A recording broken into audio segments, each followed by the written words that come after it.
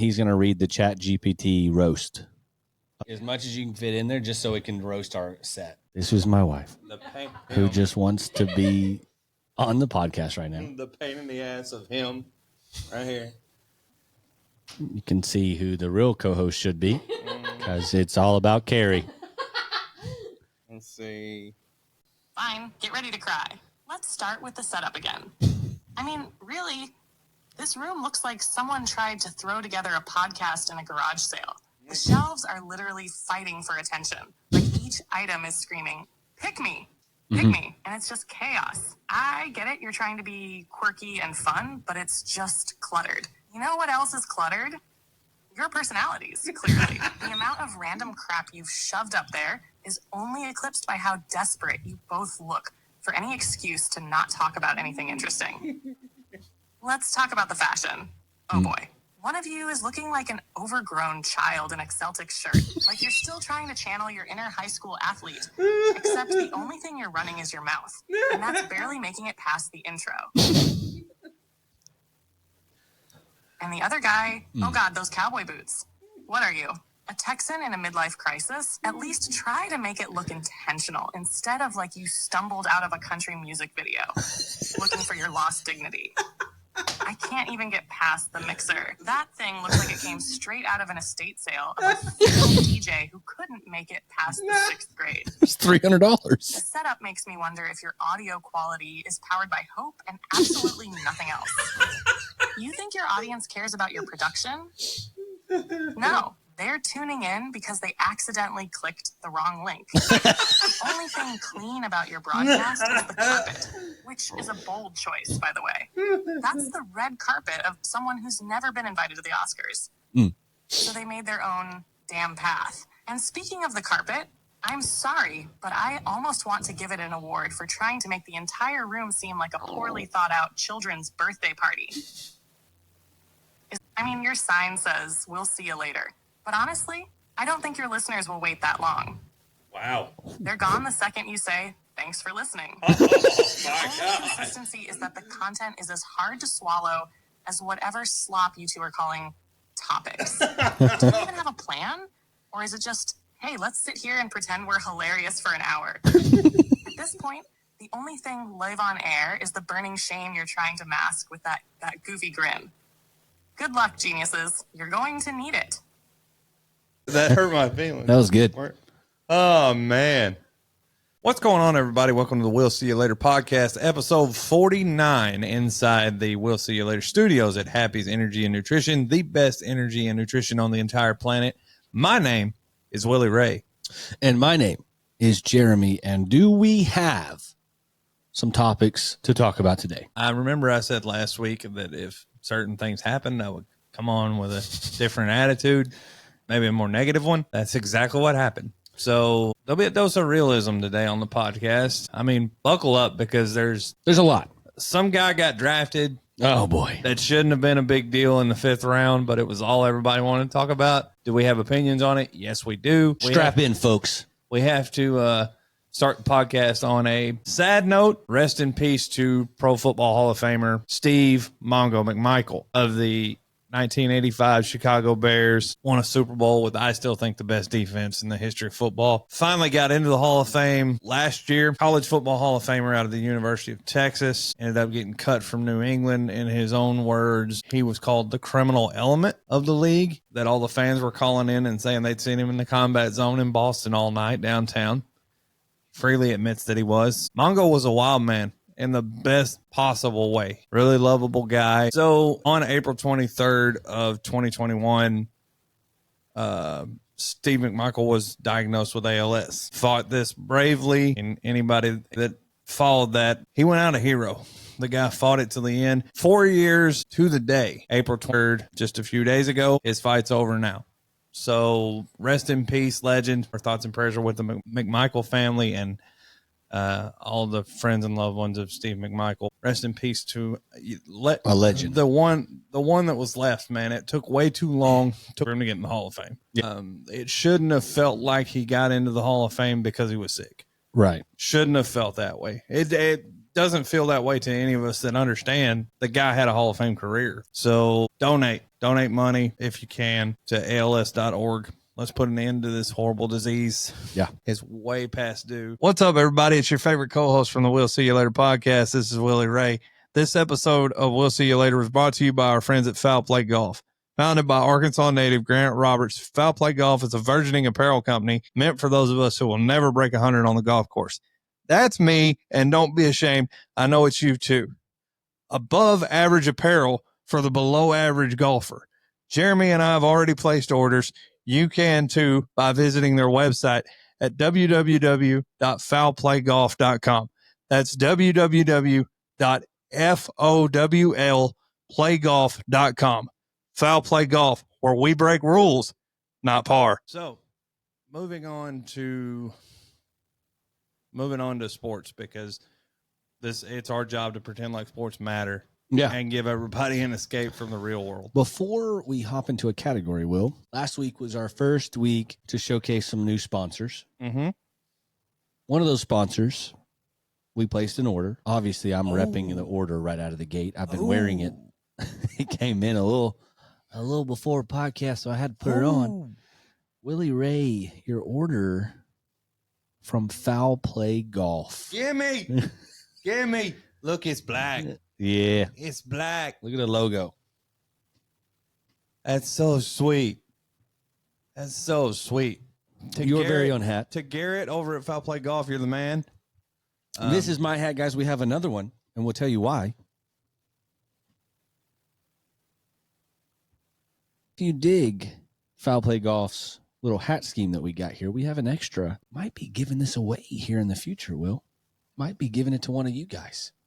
There's a catch. We may not know it yet, but there has to be a catch. There will be a catch. We got to make them do something. Absolutely. And boom, bam, the magic of technology. Look at it's the hat right where switch. it's supposed to be. This fits like a dream. Houdini. Garrett over at Foul Play Golf, you are the man. Thanks for the hat, man. Yeah, that hat's pretty dope. And if you are a below average golfer looking for above average apparel, visit our friends at Foul Play Golf, where they break rules. Not par. That's why we're the pros.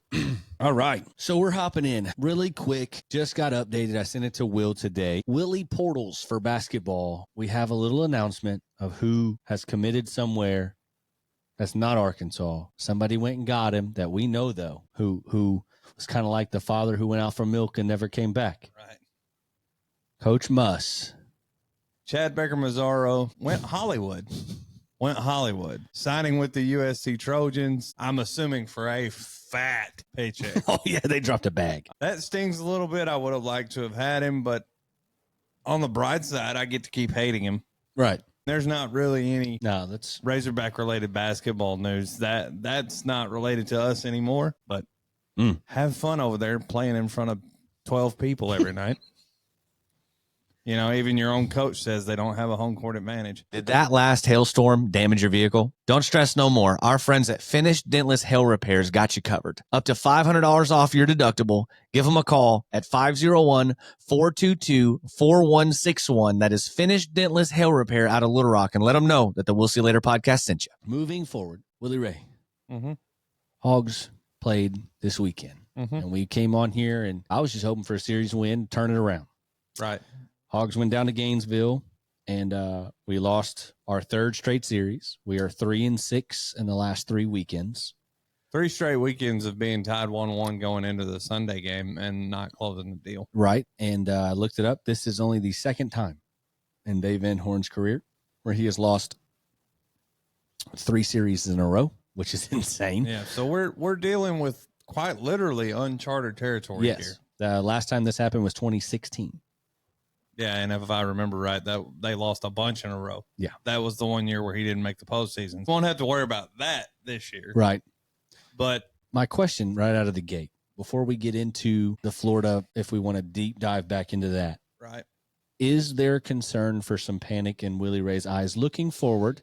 You have this weekend, number 1, Texas. Next weekend, as of right now, number 2, LSU. And then the next weekend, you have number 12, Tennessee on the schedule.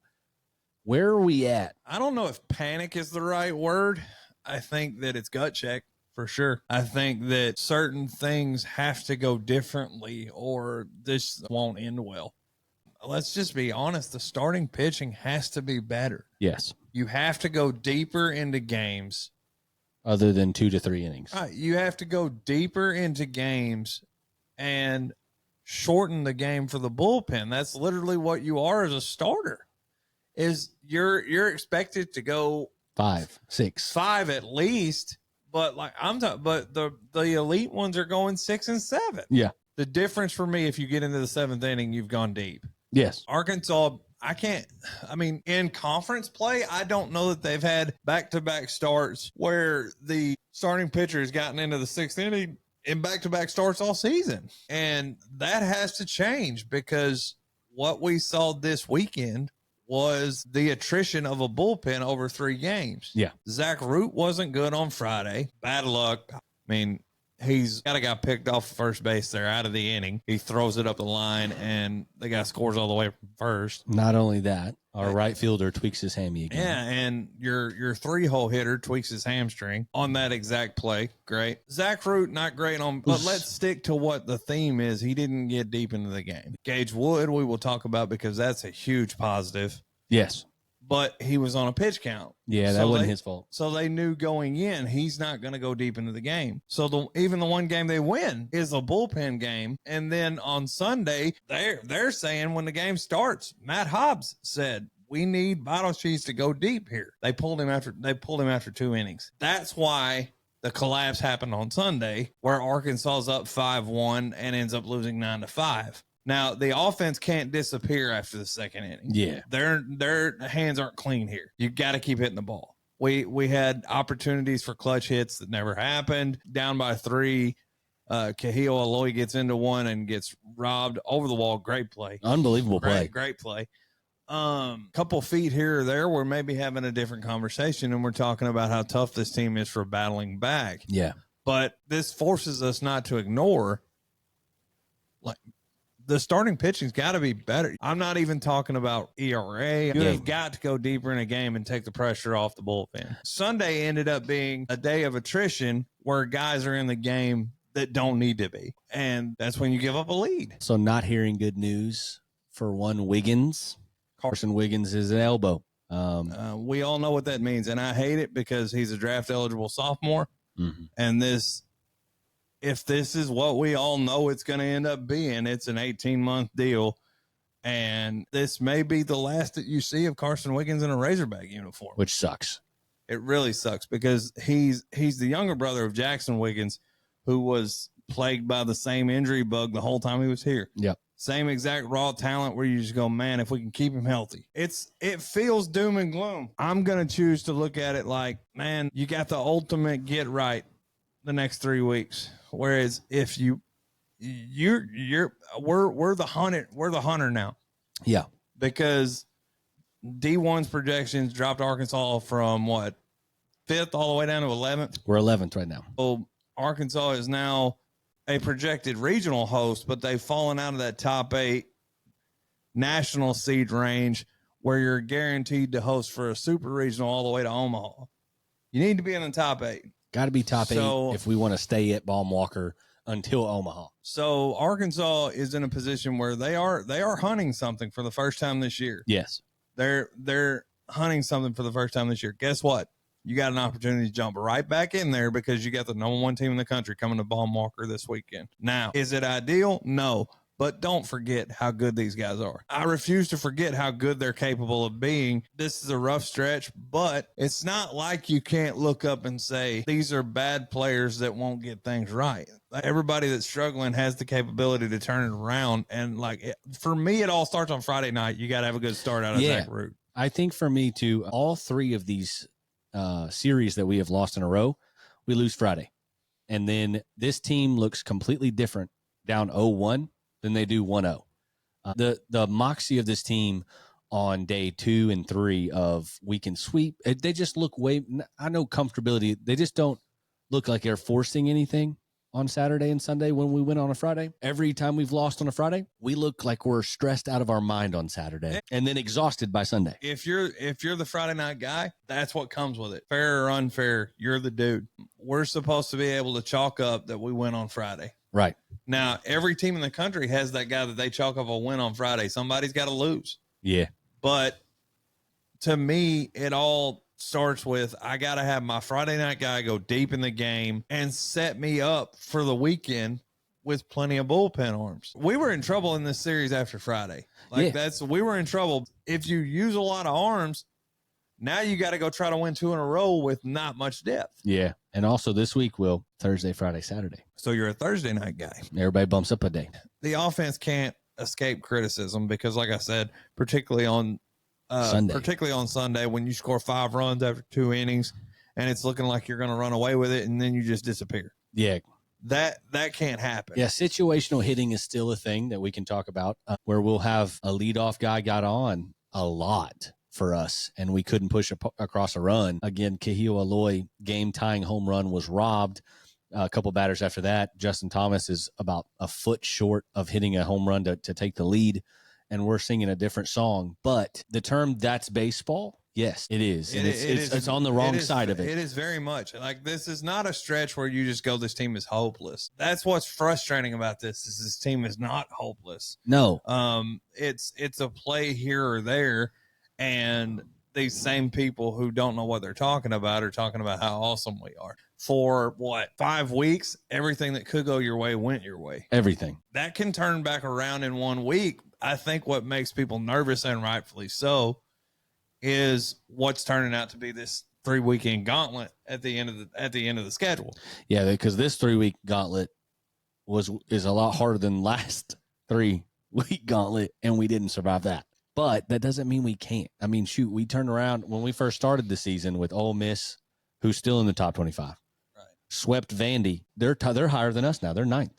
Right. So Georgia is ahead of us now at like 8. But like, I would rather be in our style of stretch where we have 3 weeks now to play against top talent and have to do something, and we're already in the playoffs, as opposed to what A&M's trying to do. Or if you're, 7th or 8th or 15th or 16th and you're playing defense, you're hoping to not, you're feeling like you have to sweep to stay put. Right. You've got 3 tough series in a row, but you need to make up some ground. And you can. Here it is in front of you, make the ground up. Yeah. Tennessee's feeling the same kind of heat. Yeah. Arkansas's got one job as a fan base right now, and that's that the number 1 team in the country, the Texas Longhorns, are coming to Baum Walker and pack that bitch out. I'll be there. That's your job, is to pack that bitch out and get loud. I will be there. But this week, number 1, next week, at number 2, and then the week after that, number 12 comes to our place. We win 2 of these last 3 series. I think we're nationally top 8 easily. I think that if you look 1 through 10 right now, it has been moved around so much because of what's happening, and they're all playing each other. The number 2 team last week lost. LSU got bumped up. Like, everybody's getting shuffled around. Oregon State lost to Oregon. That is also who they have us lined up. If this was to stop today, we would be playing Oregon across the bracket, and we go to Eugene. We fully admit that is 1,000,000% going to change a million times in the next 3 weeks. As everybody's playing everybody. But one thing that I want to say to Hog fans that are in this panic situation, we've lost 6 out of 9 in the SEC. I get it. It's not fun. It's not a fun time. We're still tied for 2nd in the SEC. That should tell you how good we are and where we've been. In the best team, in the best conference in America. Well, here's what I say to you. Arkansas is going to get into the postseason, and they're going to play teams that don't match up with the caliber that they've played during the season. It's going to feel like a break when you play teams that aren't, when it's not murderer's row. You get a 4 seed, you get whatever it ends up being. But the fact of the matter is, you've got 3 weeks to either play yourself out of a hosting spot or play yourself back into it. And I can't, part of me knows that, I know this team's moxie, and I just expect them to come out and play hard. It comes down to the starting pitchers. I'm still sticking to my guns that this team will figure it out. This, to me, is a lot like the basketball team, guys. The talent level we all know is there if we're paying attention. The talent level is up here. The performance is here. When they meet again, which we've already seen that happen with the basketball team, we didn't have any hope, right? We had the talent, and it never met until the end of the year. Now we've already seen where this team can go. They have swept a top 10 team at their own place. They have beaten teams on the road, at home, doesn't matter. We have a lineup 1 to 9 when it's operating. It's murder's row. We're thinking too much about it, and it's got to start on Thursday. It's got to be your opening guy. Zach Root, we believe in you because I've seen it happen. We got to get 5 or 6 out of you. You got to go be the guy. And you have to dominate and set the tone because this team going 1-0 has a much better chance of just sneaking out on a Saturday or Sunday and feeling comfortable than they are panicking, trying to scrap. It's honestly, if you watch it, Friday, it's a dogfight. And then if we do lose, Saturday, it's all we got. And then on Sunday, they just look like they're done. Like that we can't go. And I don't know what that is, because if you flip it and we go all out on a Friday, then we look even more charged on Saturday and Sunday. Yeah, it's just a weird setup for this team. I'm sticking to my guns with how Will said it. You don't come to Baum-Walker and take 2. That happened with A&M, and I get it. This Texas team did just sweep A&M, and it was at home for Texas. But that's where the doom and gloom comes from, is it feels like no matter how close the games are, these sons of bitches in orange don't lose. That's the thing. That this team knows how to win, and they're scrappy. I think they won Friday 2-1. I think they won the next day 3-2. And then the next day, 5-6. Like, they're winning a lot of close games. That speaks to the culture there that they're building quick. Yeah, but I mean, they feel like they will find a way to win, no matter what the situation is. So what it says to me is you're going to have to play 27 innings, maybe more. They're not gonna stay down. They're not gonna roll over for sure. This is gonna be a great team. I'll be there. I'm excited I'm going to be there for Saturday and for Friday games. So I'm just missing game 1. I'll be there for game 2 and 3, hopefully to see us take a win. You know, what would be incredible is if we got a sweep this weekend. Yeah. So it's frustrating. I get it. Believe me, I would have loved to have come on here and been smiling and telling y'all it's all sunshine and rainbows. But I also said that there'd be a different attitude if things didn't go well. And the different attitude is now you have to go hunt as opposed to being hunted. Gotta go get one now. Yeah, for sure.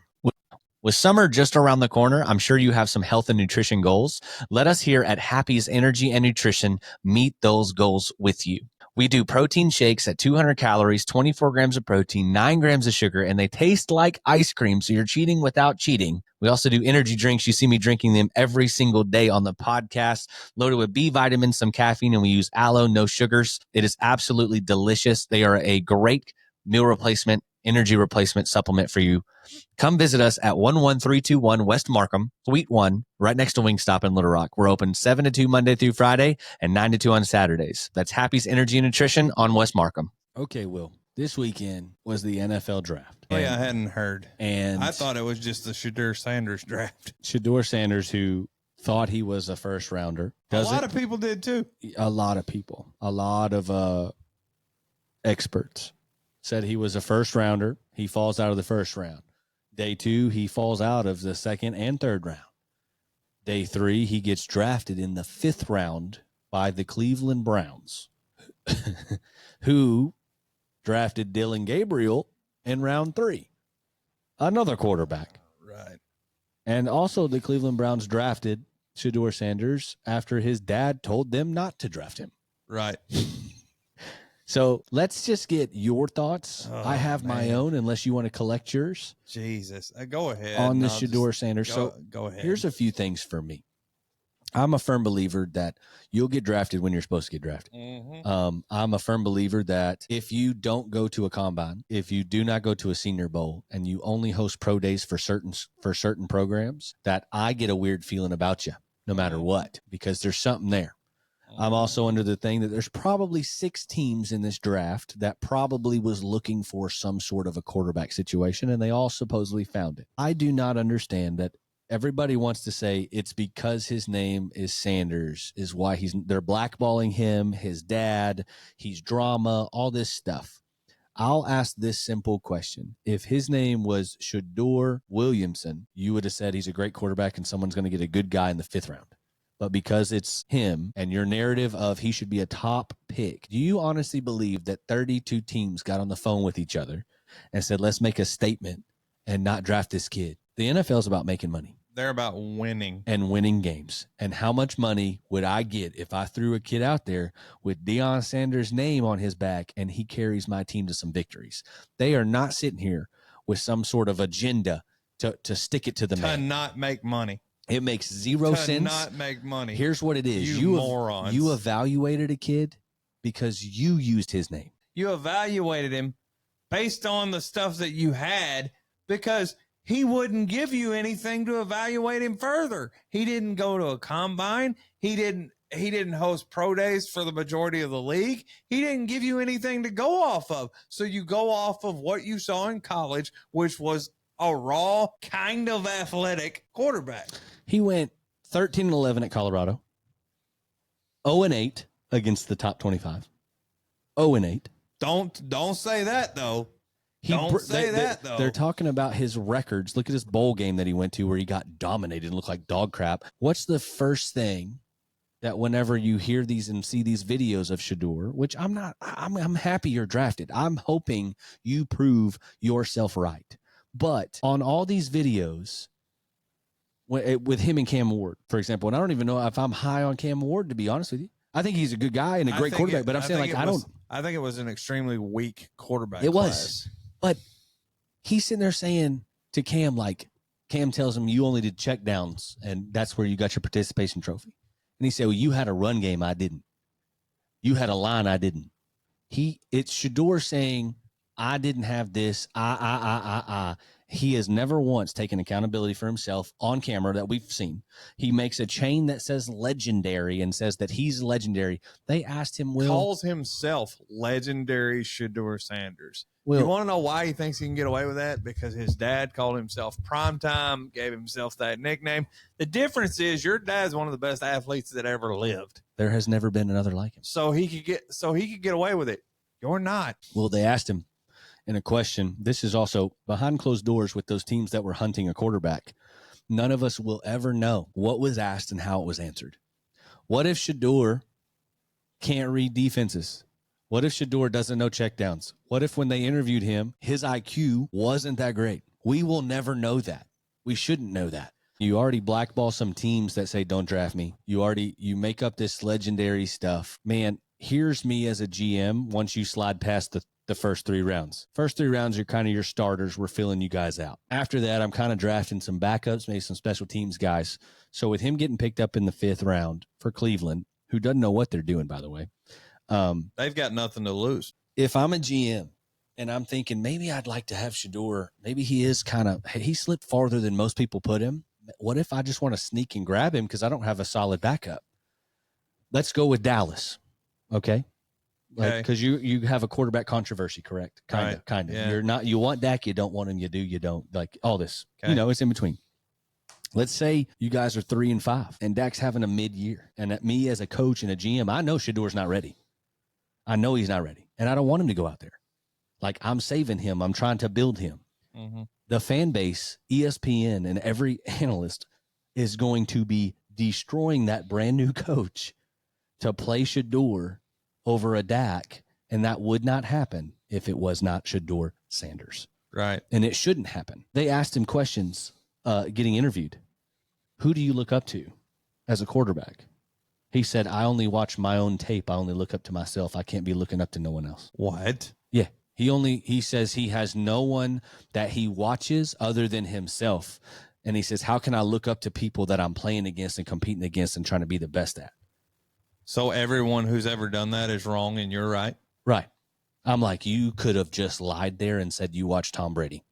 You could have lied there and said, I love watching Michael Vick's because he's more mobile. Patrick Mahomes, I watch his stuff. Peyton Manning, anybody. Troy Aikman. Ridiculous. But he didn't say that. He said, ridiculous. I watch my own film. And what he thinks he's doing is exactly what his chain says. He thinks he's doing legendary stuff. But which in reality, what you're doing is you're burying yourself because you think that your popularity is more important than your skill set because of your father. Let me tell you what he's also doing. That's laziness. To say, you basically just told everybody I don't watch film. Except for my own. Well, I don't watch film. What are you doing as far as reading defenses? Did you watch those films? You just told me you didn't watch film. So, But I'm saying, like, with that as a GM, if I'm asking these questions and how he responds, even for Cleveland, one, Dion says, don't draft my son. You did anyway. You drafted Gabriel in the 3rd round. You saw more in Gabriel than you did in Shador. Why is that? Everybody was saying he was a 1st round pick. Why is that? It's because in that room, Dylan Gabriel gave you more than Shador did, and no one will ever know that. I feel like a lot of this narrative would go away if we could somehow get our hands on how he interviewed. Because that there has to be. That's where I think the defining moment is. He had to be just insufferable. He had to be. And no one wants to say that because of who he is. I will gladly say that. In there is where you build your confidence in a player, and there was no confidence built. You went from saying on camera numerous times, top 3 pick, to the 144th.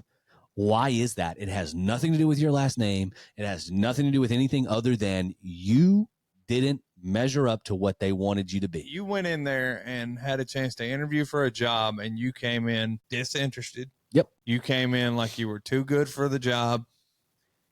And surprise, surprise, you didn't get the job. Yeah. Well, you might, though. This is where I'm a little confused with Cleveland. What I think you're creating, you drafted 2 kids. So if I'm Dylan Gabriel and you just drafted Shador, you don't have confidence in me to just let me try to be the guy. You now are going to make this a competition. So I just went from 3rd round, possible starter right out of the gate. Maybe I'm fighting with whoever. I might be behind Flacco for a few weeks and might be able to get my shot in there. If I'm looking at Dylan Gabriel's perspective, I'm a little bit, okay, what the heck is that all about? Because now you just drafted another quarterback. If I'm Shador, it's the same thing. So now you're both coming in. We don't really know which one we want. You were both available. We like both of you. Now you got to compete for it. So you have no true quarterback. I think that's a horrible idea. I think that the team that should have drafted Shador after everything happened was Pittsburgh. I think he went into these rooms with the same attitude that he goes into every interview that he goes into. To any room, he thinks he's the man. And turns out, when you tell a league full of billionaires what they're going to do for my son, it has a negative effect when you try to be a peewee dad with a bunch of billionaires. Now, I'm 100% with you when you say it's about winning. If this kid can give me a chance to win, I'm taking him. That means that there was a consensus among NFL owners, but it wasn't, we're not going to draft him because of his last name. That's lazy. Here's what did happen. There was a consensus among NFL owners. A, he's not that good. B, the teams that were on the fence about him, maybe, maybe not. That's where the circus comes into play. That's where we talk about, well, what about that interview? We talk about, well, then we got to deal with, like, Daddy talking about how he's not playing. Mm-hmm. Which, by the way, Dion, the only difference between you and LeVar Ball is that you have a gold jacket. That's the only difference. Dion, they're not you. And I get it. I'm not a father. I think you've done a great job as trying to push your son out there. Like, I think LeBron, same thing. Like, if I was a dad, I'm going to do the exact same thing. But they're not you, and they don't want to be you. They are not you, and that's okay. They are good. If we take away, as much as you're saying it's because of the name, if we took the name away and he's drafted in the 5th round, everybody says Cleveland's got an open quarterback room right now, and there's 2 guys going for it. Yeah. He's a good quarterback. No one said a thing, by the way, Will. Who got drafted in the 7th round? Quinn Ewers. Yeah, the only reason No one said a thing about that. The only reason that people are talking so much about a 5th round draft pick is because his last name is Sanders. So he hijacked the draft because he wasn't drafted. So if you want to talk about how your name's having a negative effect, you're just going to conveniently forget that the only reason they're talking about him is because of your last name. It wouldn't be a conversation. No one would be losing their mind over that. And also, it's like you think that these experts know what they're talking about. To me, it makes the media look like fools. That's why they're so pissed off about it, and they're doubling down. Mel Kiper had an absolute meltdown because he had Shedeur Sanders as the top quarterback in the draft, and then this guy falls to the 5th round, and Mel's just losing his mind over it. That everybody else is stupid and he's not. Right. Nobody sat in these interview rooms. Nobody. And that's I think that's the kicker. But I'm here to tell you, I've watched his interviews, and I'm trying really, really hard not to bury the kid, but they're bad. Who went undrafted and won a Super Bowl at a quarterback, Will? Kurt Warner. Right. Who got drafted in the last round? 199 overall. 199th overall, Tom Brady. You can still be great where you get drafted, but I'll tell you what Tom, what Kurt, and all them didn't do was whine and bitch about where they got drafted and when they got drafted. And they didn't make a spectacle of it either. You guys hijacked a draft. You know what you should have been doing? Celebrating the best player on your team who got drafted second. And then when you get drafted, just be excited about it. I'm done after this because I will get worked up. This is the effect of not having discipline in your life and respect for yourself, and you're coattailing off your father's name. And when reality checks you because you think you can demand where you go, because that's what they've all done. Colorado needs to do this. Everybody, because it's Deion, I'm all for supporting people. But it's whenever you start blowing smoke up everybody's ass and we can see it. Having Deion at Colorado is great for football. Telling everybody how great he is as a coach, we don't know that yet. It's not established. Telling everybody how great his son is at quarterback, who has only played for his father, never played for anyone else. Telling the NFL that you would go coach in the NFL, but only if you can go to the team where you coach your son. Sons. They'd have to draft both. That is absolutely asinine. I'm going to be honest with you. So didn't get drafted. Shiloh is humble. He has called out Shador in numerous videos saying, bro, if it wasn't for dad, you wouldn't even be talking like that. So what are you doing? Don't disrespect him. I wish Shiloh would have got drafted. Yeah, he got picked up by Tampa Bay. Shiloh, I think, is more humble, and he's the one who wore 21 and played the same position and is nowhere near the athlete that his dad was. But he knows that, and Shiloh can make a name for himself. Shador, you're going to have to now make a name for yourself, but I hate the narrative that everybody's spinning out there. And if we're only talking because he's a Sanders. No, we're not. This is like politics in sports now. This should not be here. This is about a guy's evaluation by 32 teams who are trying to be the best they can be. He was not what you thought he was, and that's okay. And if he is, then you can say, ha ha, we told you so. And you know they will. And I'm okay with that. If he turns out to be great, but he needs to sit. He needs to learn. Because I'm telling you right now, if you put him out there as a starter next year, he getting hurt quick or benched quick or exposed. Let's go back to what you said a little bit ago about, because I saw the clip you're talking about with Cam Ward. You had a running game. You had an offensive line, all this kind of, where he's literally trying to chest bump Cameron Ward, trying to get up in his face, trying to fight him over it. Yeah. Well, honestly, what it looked like, at the end of the day, what's he doing there? He's pissing on his teammates. If that's what you're going to say on camera to the other quarterback that you're trying to compete with, you're going to say that in my locker room. Right. And I'm going to tell you right now, if you say that in my locker room in the NFL, me as a coach, I don't have to say nothing because the players will. Yeah, zero accountability. This kid has had to have a zero. No, because he's at accountability. Every time something has gone wrong against him, very seldom. It's your dad. Your dad gonna get up in your ass about certain things, but you know dang well he is. You came in with a job. You came to Colorado, and Deion said it as soon as he said him as your starting quarterback. As your starting quarterback. While he had a quarterback on his roster. No one wanted to say that. No one wanted to talk about that kid. No one ever said that. He didn't say it was open. This is your starting quarterback, Shador Sanders, while you had a guy on your roster. I get you at 1-11, but how crappy is that? Right. How crappy is that? Hey, Shador's coming in. I know we got a guy last year. We're going to have an open battle. The end. That's a coach. The reality check, he got one, and it wasn't intentional, like because he's a Sanders. Yeah, it was because of who he is. And he won't accept it as a reality check. Yeah, this is a reality check for everyone. He won't accept it as that, though. They're already spinning it. If you watch the video when he got the phone call, when he actually got drafted, who comes bebopping into the frame towards the end of the phone call? Here comes Pops going, let me talk to him. Did he really? Yeah. I want to say hi. You don't get it, do you? You still don't get it. You want to be relevant so bad. All right, if we're going to do it, let's do it. Look, this whole thing about him playing Division I football coach, because that's what he's doing. It's like playing house. He's pretending to be a Division I football coach. This is about him staying relevant in the game of football. Yeah. It's not about anything else other than him staying relevant.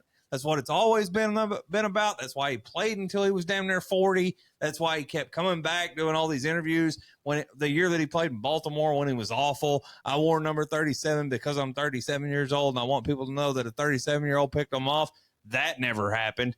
Now, all this is about is him trying to stay relevant in the game of football. Do you know that I've seen from multiple sources, this dude in the entire time that he has been at Colorado has not made not one off-campus visit recruiting, not one. And he'll say, well, it's because I don't want to take up all the attention. Oh, because you would never take up the attention, would you?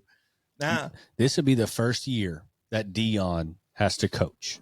Like, no kids, no Travis Hunter, no camera spectacles up and down your sidelines. This is, I think, going to expose him for what he really is, and I hope it's good. I hope it's a good thing that it exposes him, that he is a good coach, and we can sit here and eat crow because at the end of the day, I want people to be successful, but I also want people to be realistic and open their damn eyes. I think what we're headed towards is an inevitable bullshit press conference where he goes, I've lost the fire, don't want to coach anymore, and just casually goes back to some kind of analyst job at the NFL Network.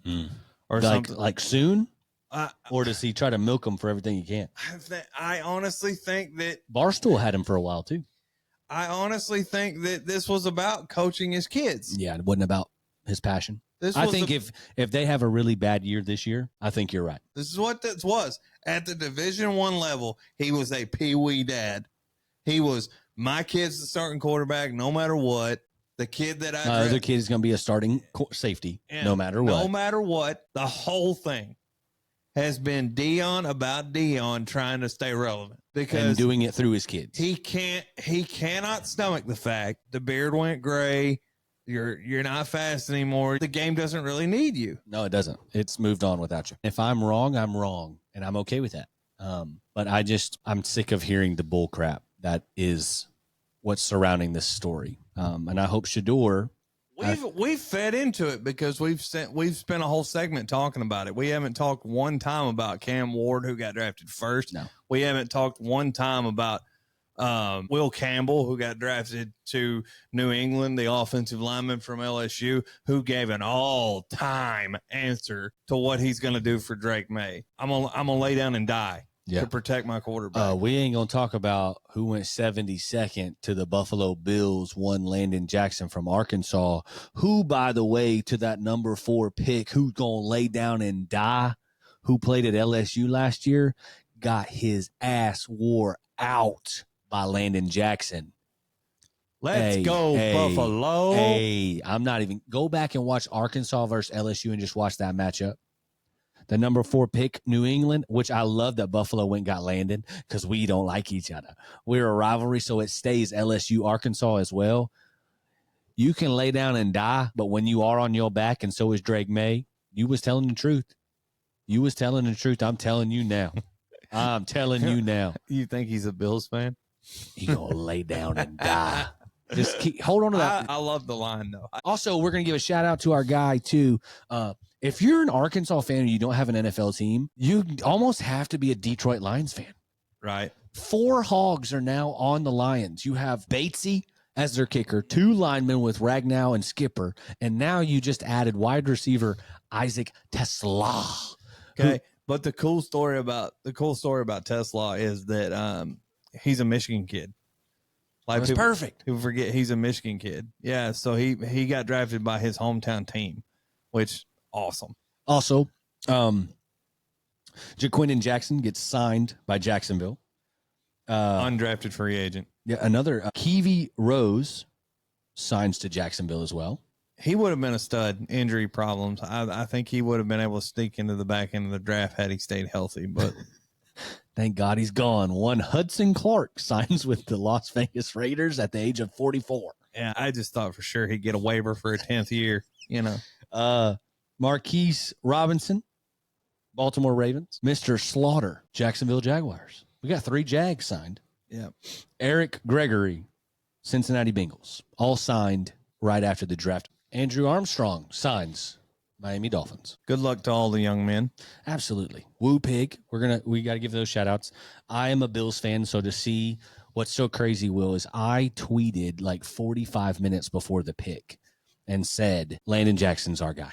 Like, I'm like, Buffalo, this is it. We just got rid of Vaughn, but we go pick up Joey Bosa, who's injury prone. Like, yeah, he's tissue paper. Right. And so I'm like, I love it for the veteran side of it, because that's what we did with Vaughn. We're trying to like restart that career. We need a guy, and Landon is a freak.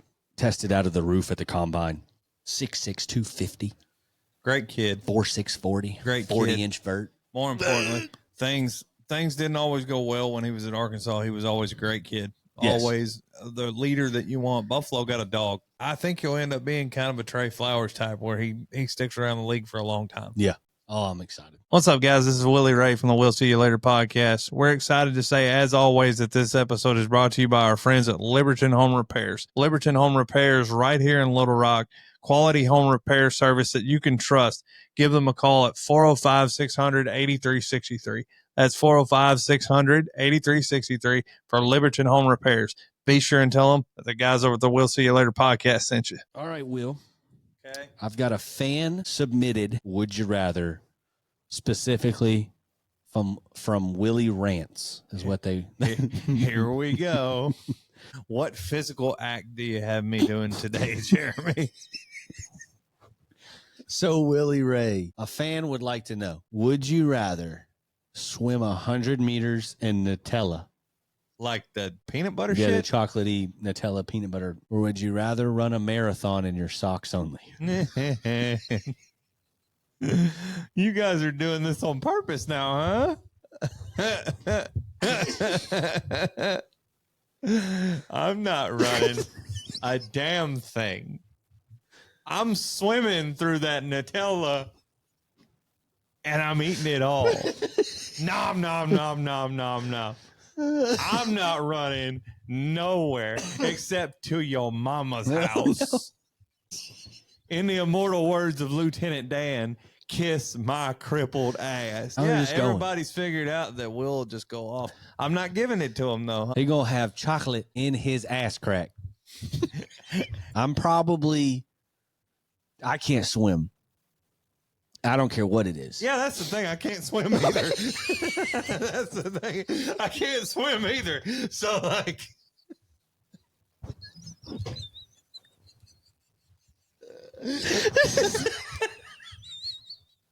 I would have probably had to take the like if it was in water, I would have probably had to take the marathon because I don't want to drown. Like you can't swim